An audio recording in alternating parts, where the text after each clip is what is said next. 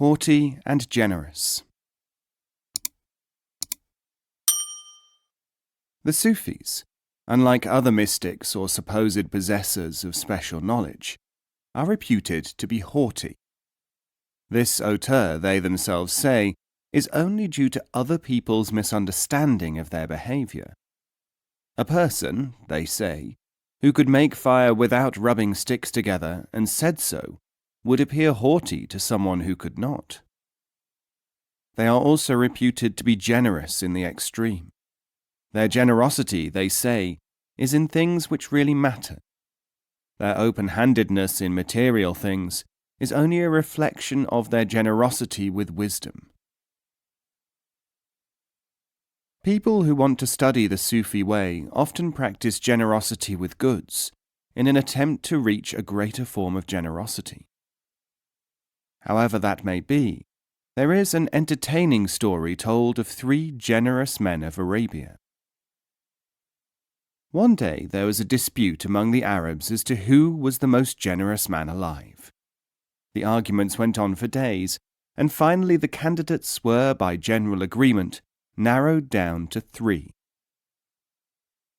Since the supporters of the 3 were on the point of coming to blows on the question, a committee was appointed to make the final decision. They decided that, as an eliminating test, a message should be sent to each of the 3 men in the following terms. Your friend Wais is in great need. He begs you to help him in a material manner. 3 representatives were dispatched to seek out these men, to deliver the message, and to report the result.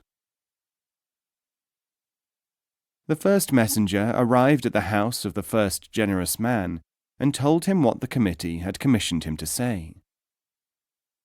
The first generous man said, "Don't bother me with such trifles. Just take anything that you want from what is mine and give it to my friend Wais." When this emissary returned, the assembled people thought that surely there could be no greater generosity than this, and hauteur too.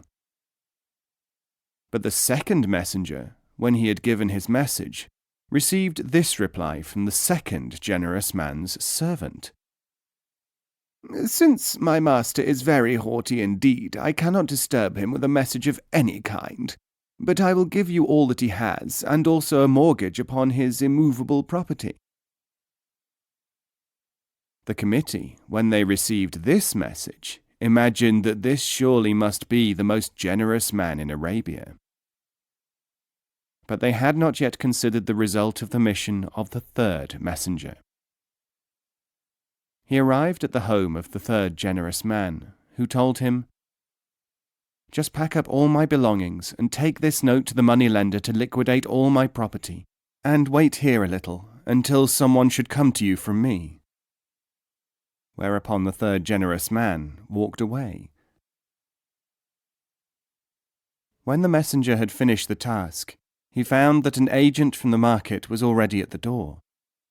The agent said, "If you are the messenger from Wais to his friend, I have to deliver to you the price of 1 slave just sold in the slave market."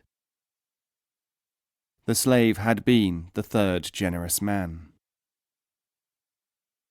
It is further related that some months later, Wais himself, who had been a member of the committee of judges, visited a house where a slave waiting upon him turned out to be his friend, the third generous man. Wais said, "A joke can go too far. Is it not about time that you were released from captivity?" The third generous man, who was a Sufi, said, "A joke to some may not be so to others. Besides, I am, in conformity with law, working out my release by arrangement with my master. It will only be a matter of 2 or 3 years before I am again free."